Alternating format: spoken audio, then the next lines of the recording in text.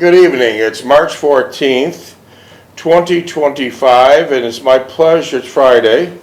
It's my pleasure and honor to be with Mr. John J. Jeckovich from Niagara Falls, New York. Don't say Niagara Falls, that's a dump.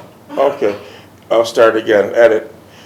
Good evening. It's March 14th, 2025, Friday. It's my pleasure and honor to be in Studio 6E with Mr. John J. Jeckovich from the U.S. Army during World War II, a combat veteran hero. Yeah. Mr. Jeckovich was from Company H, the 2nd Battalion of the 291st Regiment of the 75th Infantry Division of the U.S. Army during World War II. Mr. Jeckovich lives by the motto, yesterday is history, tomorrow is a mystery, and today is a gift. Let's see, we're on page 25, chapter 3. We're starting the book over again. There's about 480 podcasts, and how long is your book? 489 pages. Beautiful, beautiful.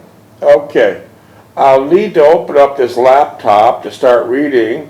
So what's the dog tag number? 420965. Okay, wonderful. That's the passcode to open up the laptop. Chapter 3. You're in the Army.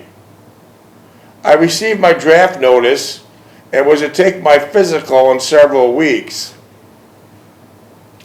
I purposely waited out the draft rather than enlisting as my younger brother had done, as I could not force myself into enlisting, even though I knew the consequences I faced if I waited for the draft. If you wait for the draft, you're generally going to be combat.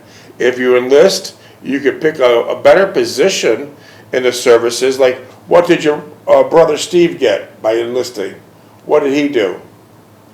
No, he didn't. He had a school. But eventually he enlisted. Departments. But eventually enlisted. What did he end up teaching? People Teach him how to drive jeeps. There you go. And if you wait to get drafted, you're pretty much going to be guaranteed to be on the front line. Mr. Jeckovich waited to get drafted instead of enlisting to get a better position in the armed services, because he needed to spend more time with his mother, because his father died at the age of 43. And so Mr. Jeckovich took care of his mother until she left this earth at her age of 89, and that's why the book is titled Their Mother's Sons. By my enlisting, I would appear to me as if I deserted my mother and sister, but if I was drafted, there was something out of my control. I retained my job at Croisdale's up to the final 2 weeks before I left the active duty. I had many misgivings about entrance into the military service. They were not of personal nature, such as the newness of it all, or the separation from family. They would be more secondary nature. What would happen at the home when I left? So you're more worried what would happen at the home when you left. Yeah. Who's going to take care of feeding the furnace and miscellaneous things? Rather than turning my thoughts to a personal appraisal of my forthcoming experience, I was concentrating on the events of home. Just prior to my leaving, I was constantly instructing my mother, and to a lesser extent my sister, on the various duties about the house. How to bake the furnace at night, using the shaker to remove the ashes from the fire pit, preventing exposed water pipes from freezing, and 101 more items that were taken for granted when I was home, because you did them all, right? Yeah. Steve never went through this ritual. It would never occur to him. He took it for granted that someone else would do it, therefore, as was none of his concern.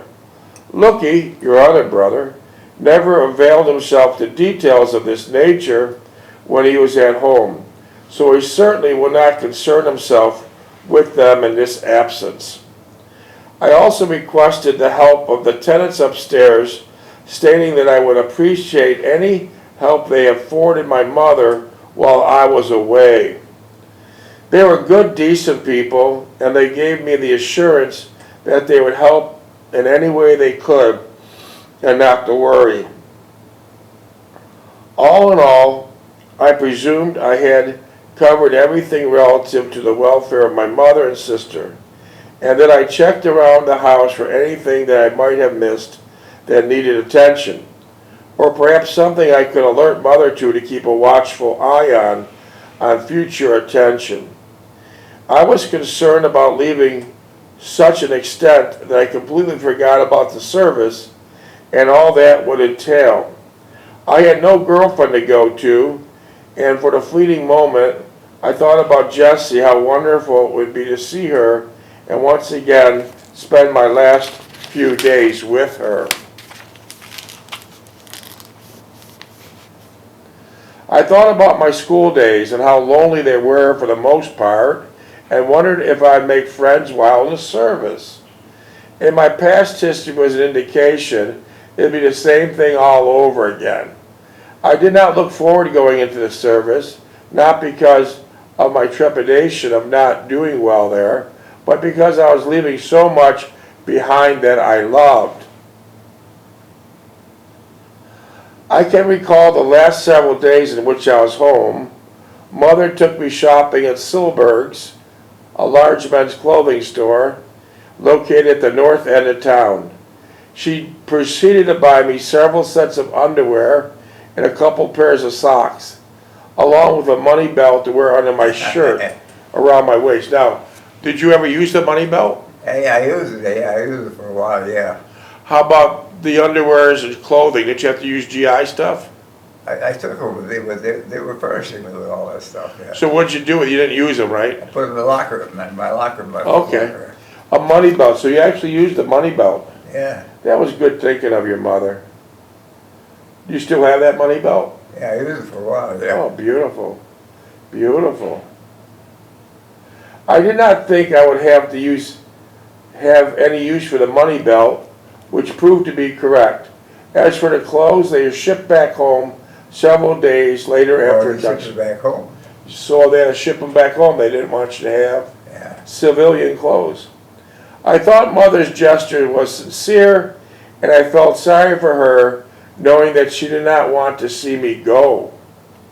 Mother made no special fuss the days before I left, outside of a spaghetti dinner one night, in which Mother, my sister, and I were present. There were no parties or visiting relatives dropping by to wish me well and a safe return home, nor were there any close friends or girlfriends to say goodbye to, and that I would miss. I did not think the neighbors even knew that I was leaving, as they were mostly preoccupied with their own lives and problems. The last night at home, I rested in bed, thinking of the events that I would experience very shortly. I felt saddened, very much alone, and saddened because I was leaving the only life I knew, for whatever that was worth, and leaving the only people I really cared for to their own fate. I knew that I would not be there for them when they needed me, alone because there was no one to care what happened to me or even think about me in my presence. Surely my mother cared about me, but I kept thinking how she reacted after the death of my father. Much emotion and very little sensitivity. I could not help thinking that would be in the manner in which she took on my departure. Outside of my mother, there was no one else. My sister was too young to appreciate the gravity of the situation, and certainly my brothers could not have cared less. The morning I left, Mother had already gone to work as usual time, and my sister had just left for school, and there was no one home. I had the last chance to look over the house before I left, and there was a few fond memories, but mostly of negative nature. The worn couch and rug in the living room only brought back painful memories of the many times my parents fought and taunted one another. The kitchen brought a smile to my face, and I recall the many times I had done the cooking there, and the many times I messed up, usually in the baked goods section. The bedrooms were a source of irritation and dismay at the many times that we slept crowded in silence, only to be awakened by the shouting in the kitchen or the living room. Yes, I wandered through the house. I could only wonder at what we had to put up with and take it for granted in our brief lives. The house had no great hold on me. I knew I would neither miss it nor inspired to return to it. That was 3063 Orleans Avenue. Yeah. It was a beautiful house. And you brought the mortgage payment to Belvin every month, right? Well, they were paid for, yeah. How do you think that house is now? Well, you know what it looked like in the pictures we saw today. Not good. And everything's destroyed, that poor city. Yeah. They let it go. Yeah. The politicians still own That it. city was abandoned. There's nobody living there. Yeah, yeah. As I prepared to leave, I decided to take one last visit to the basement, descending on the cellar stairs. I thought how this part of the house held a very deep nostalgic attraction for me. This was my private domain, and the center of the focal point of it was warm, silent, cold fire furnace. I felt a strong kinship towards it as I glanced up the ceiling rafters above the furnace. I had burned my initials into the wood with a hot poker the first winter we were here. I looked at the coal bin and readjusted the slot at the bottom, hoping no one would have any difficulty with it. The pile of cut wood looked ample for the rest of the heating season and into the next winter. That must have been a lot of wood down there. Yeah. Wow. I opened the furnace door and felt the warmth of the red-hot coals on my face, and I only hoped that the fire would not go out for a remainder of the season. As I peered in the burning coals and felt the warmth, I was touched with the feeling that I was leaving a close and warm friend. I then realized this was my closest and only kinship to the house. It would remain a warm memory throughout the next several years. It's the Holland furnace. Yeah. 17 minutes. I quickly scanned the remainder of the cellar, touched the makeshift workbench and its second-hand vise, and went back upstairs. I picked up my small gym bag with my personal belongings and strolled the house for the last time. I snapped Where was my mother? She already went to work. Oh. Your sister went to school, your mother didn't go to work. Okay. I snapped the locked kitchen door. My sister and mother had their own keys. Looking upstairs leading to the second floor apartment and proceeded to go back down. I locked it, put the key in the milk box. Would you get milk delivery every week? Yeah. In big, like a little metal box? No, not metal. It was built into the wall. No kidding. It was a hole in the wall. They put a door on it. That's all. I'll be damned. And did the horse and buggy bring the milk? Well, sometimes then they got a truck. Then they got a truck after a while. Was the milk? Well, wasn't refrigerated though. No, we had a refrigerator at home. But when they delivered it, didn't it stay warm for hours? Well, they had ice with it. They put big Oh, tubs of okay. ice. So was the milk pretty good? Yeah. Where'd you get that from? Wentz Dairy? And Daphne's. Daphne's? I'll be. Wow. I picked up my small gym bag with my personal belongings in it and strolled to the house for the last time. I snapped the lock on the kitchen door. My sister and mother had their own keys. Looked upstairs leading to the second floor apartment and proceeded to go out the back door. I locked it and put the key in the milk box besides the back door for my sister when she returned from school. I waved to one of the neighbors as I walked down the alley towards a corner to get the bus to take me downtown. Were they to take you downtown Niagara Falls? Yeah. What neighbor did you wave to? What, neighbors? You said you waved to a neighbor going down the alley. Well, the neighbor next door was Mendenhall's. Okay. The second bus would then take me to the train terminal, and the train would then transport me to the induction center on Long Island. Wow, that's a long ride. Yeah. Cold. Man. Right out of the river. So you must have been on the train and bus for 2 days. Huh? You must have been on a train and bus for 2 Yeah, days. yeah. Was it all filled with GIs? No, those GIs. Were either recruits or like me. Or was there a lot of civilians on the bus? No soldiers. Nobody in civilian clothes, military clothes. I'll be. In my confusion and trepidation in leaving that morning, I had forgotten to eat something for breakfast, and my stomach started to growl. I was dismayed and forlorn. I was leaving home for the first time in my life. I did not know how to deal with it completely. I felt as if I was deserting and abandoning the very people who depended on me. But you had no choice. You were drafted. Yeah. You had no choice. They were counting on me for support, and I was letting them down. You had no choice. You were drafted. I realized it was foolhardy to think in that manner, but as always, my thoughts process conditioned me in earlier years. The upcoming days would take my mind off the fixation and finally channel my mind into more constructive avenues. There was no confusion in the journey to the induction center, as there were military people at the bus station and train station directing concerned parties to the designated areas.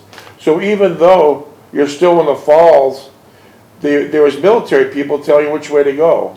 No, they were down the whirlpool down with their truck. Oh, I see. With their trucks. So they're giving you good directions, all right? Well, we got their trucks and they took us down to the camp. Within a period of just 2 hours from leaving home, I was seated in a compartment of a troop train, waiting for my final boarding of the remainder of the new inductees, over the heading for the induction in Center on Long Island. You know, I read this book twice, 849 pages. All the words are so well developed. The paragraphs spell the picture like a vivid story.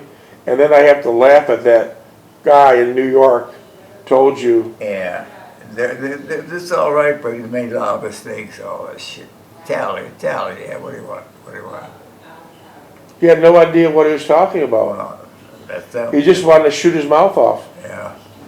How could he have read a 849-page book in a week, in a day? He made it seem like he read the book. He didn't read the book. Yeah. He was just shooting his mouth off. Yeah. Who was the guy? Do you remember? No, he lived down the street. Was he a Polish guy? Italian, he's Italian. Oh, Italian. Okay. I'll be damned. There was a groups of 4 or 5 playing cards, a common sight, and I would see constantly throughout my Army days. Oh, I didn't know that. So in the Army, guys played cards a lot. Huh? In the Army, guys played cards a lot. Oh, yeah, dice too. Dice? Did you play cards? No. Not interested. Mm-hmm.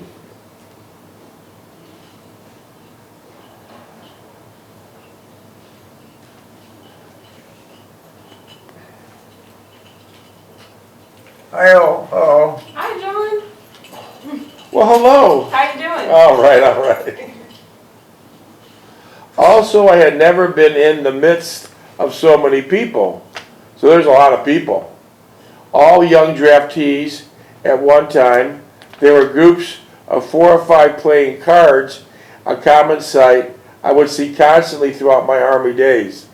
Also small gatherings of future soldiers talking and joking about their expected experiences they just had ahead of them. But most of the majority of the young men were like me, sitting quietly, looking at the passing scenery from the train window, contemplating their new lives, which has been thrust upon them quite by accident. Was it a nice view from the train windows? Train, yeah. When you were taking the train to induction center? Yeah. It was a nice view, huh? Yeah. Yeah. We arrived at our final destination about 1900 hours. It was already dark outside. As we detrained, we could feel the dampness of the cool whipping off the ocean. Yeah, you're right around the ocean, yeah. It was damp, wasn't it? Yeah. We were hurriedly arranged into some kind of formation and marched to nearby barracks, which we lined up in neat rows as far as we could see. Our guide shouted to us, "Drop our belongings on the assigned bunks and fall out straight away." There was a sense of constant urgency. There's always a sense of constant urgency in the Army, isn't there? Constant. That's what they say, rush and stop, you know, which I discovered later to be the Army's way of conducting its business. Always urgent, right? Yeah. Yeah. After we got in some type of haphazard formation, our guard led us to a metal half-round shaped building, which we found to be the supply room. At this location, we were giving our socks, government-issued GI clothing, fatigue shirts, pants, wool socks, shoes, underwear, heavy field jacket, and a fatigue hat and a web belt. So you're giving stuff to like the first day you got there. Yeah. Wow. Once again, forming outside the supply room, we were marched back to our barracks and told to put our new issued clothing on. After a period of less than 10 minutes, we were instructed to form outside of our barracks once again. Boy, they got you all over the place. Yeah. Needless to say, none of the clothing 8 minutes. we were issued had any semblance of fitting properly. Even my new type-high boots were too large. My feet were sloshing around in them. So they basically gave you anything. Yeah. Nothing fit. Nothing fit, right? No, well, they just wrapped them, put it in the bag, that's it. We then marched to the mess hall and I had my first taste of Army chow. It was delicious, so it appeared to me, having not eaten the entire day. Besides, it was 21:30 hours. It consisted of pork chops, mashed potatoes, peas, carrots, applesauce, bread, and butter. It's amazing after 80 years you can remember that menu. Yeah. Holy hell. Unbelievable. We also had coffee and chocolate layered cake, so you ate pretty good Yeah. on your first military meal. Yeah. There was all served cafeteria style, and eating at large mess tables, which would be easily accommodate 15 to 20 individuals. Needless to say, this was a harrowing experience for me, as I disliked formal dining. Well, do you want me to continue reading or hit some of our text messages? Okay, go ahead. What do you want to do, messages or read? You don't know, go ahead, read the text, yeah. Yeah, because we have a lot waiting for you. A lot waiting for you.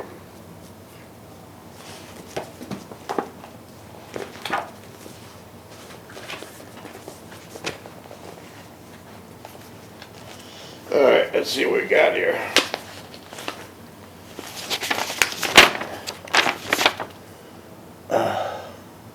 How old were you when you were drafted? 19. Uh-huh. What were your hobbies and interests before you entered the war? Woodworking, I did some electrical stuff. I got some electric stuff that I built, and then do little stuff around the house. Where were you raised and born, Mr. Jeckovich? I hate to say it. Oh, you don't want to say it? Then we'll pass. You want me to pass? Yeah, go ahead. I'll say it if you want me to. Right. Mr. Jeckovich was raised at 3063 Orleans Avenue, Niagara Falls, New York, Oh, right. 14303. He spent his entire life there. Boy, poor Niagara Falls, boy. What were your first impressions of military life? It was new. It was new. Was it a good situation you felt? It wasn't turmoil. Everything was real slick and slick. How did you cope with the stress and dangers of combat? I wasn't in combat yet. But when you were in combat, how did you cope with the stresses and dangers while you're in World War II combat? Well, I was worried about my life. Yeah. Mr. Jeckovich, you say in your book that your father died at an early age of 43. Is that correct? Yeah. He basically worked himself to death trying to make a better life for his children. Did your mother remarry? No. What would you have thought if your mother remarried, and how would you accept a stepfather as a young boy? Not very well. Not very well. That's a good point, because many people are getting married with another man and they have children, and it doesn't work out good. Yeah. Those guys, 90% of It's them, not physical, not physical. 90% of those guys, these ladies would marry. It's not good. It's not. It's a horrible situation. In fact, Google it. See how much abuses happen to stepchildren. It's not good. Yeah. Stay away. If you want to get married, wait till your kids are all Well, gone. some of those people, the wives got remarried, they got into trouble and everything else. Yeah, most of the time the guy they remarried, 90% of the time are total dirtbags. Yeah. They want nothing to do with those kids. Yeah. And that's why if these ladies want to get married, wait till the kids are gone. Because that's abuse to the kids 90% of the time. Just Google it and see how much abuse takes place. Or the abuse of being forgotten and ignored, these stepkids. That guy doesn't give a shit about them one way or the other. So be smart, ladies, and don't do it. 4 minutes. So your mother never remarried? No. Okay. Uh-huh. Where were you after the bombing of December 7th, 1941, when Pearl Harbor? I was on a quick skating. Oh, you were? Yeah. And then what It was happened? Sunday afternoon. And then what happened? Your mother came and got you? No, I didn't know about it until I got home. My mother said she had rolls for us at dinner, supper, or something. And he says, you know, they bombed Pearl Harbor. I said, oh yeah? He said, well, you're going to be going pretty soon. Wow. And you did go? Oh yeah. Well, I was Wow. 33. Wow. Wow. Yeah, 33 is a code, by the way, meaning teenagers. Yeah. 19. That's combat age. Mr. Jeckovich, you had plow business, construction business, you had a laundry, but if you owned a restaurant, have you ever thought about owning a restaurant? No. But if you did own a restaurant, they're asking you, what kind of food would you serve if you did own a restaurant? I serve a variety of food because there's a bit different people, different culture where I lived. There were Italians, Americans, Italians and French and Would you want to open a restaurant? No. I had no experience with that. Would you want to open another laundromat? Not now, no. Nothing, I wouldn't do nothing like that now. Did you ever think about moving back to Niagara Falls? To Niagara Falls? Would you ever- After what I seen the other day? No. No. Okay. We were lucky to get out of there. Yeah. You got out in one piece. Yeah. Mr. Jeckovich, you talked about your father had a Packard, but what kind of car did you learn to drive on? I drove on a Volkswagen. That's what you learned? Yeah. What kind of car did your wife learn to drive on? On a Volkswagen. Yeah, Uh-huh. hard time shifted. And they're all manual shiftings, right? Yeah. Yeah. Mr. Jeckovich, you've been retired now for 45 years. You've been shopping at all the big department stores and all the supermarkets. What store do you like better, Walmart or Target? I would say Walmart's. Walmart, okay. Yeah. Yeah. Right. They used to go to Sears. Yeah.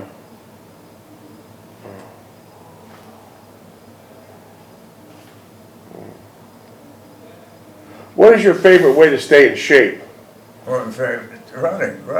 You jogged for 80 years, right? Yeah. And you never took a prescription, and you never took a vitamin, Never drank or smoked. nothing.